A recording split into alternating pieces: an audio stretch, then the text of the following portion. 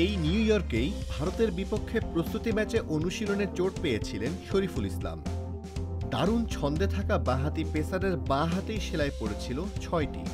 শ্রীলঙ্কার বিপক্ষে তিনি খেলতে পারেননি, তবে অনুশীলনে একটা স্বস্তির খবরও মিলল বাংলাদেশের।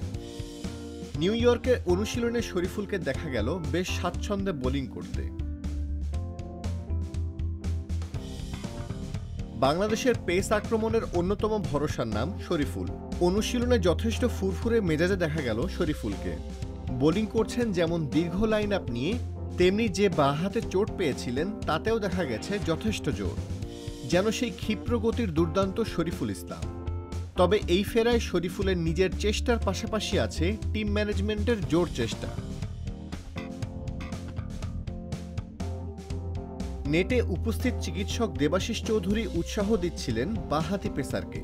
তবে দক্ষিণ আফ্রিকার বিপক্ষে শরীফুলের খেলার সম্ভাবনা কিছুটা কমই বলা যায়।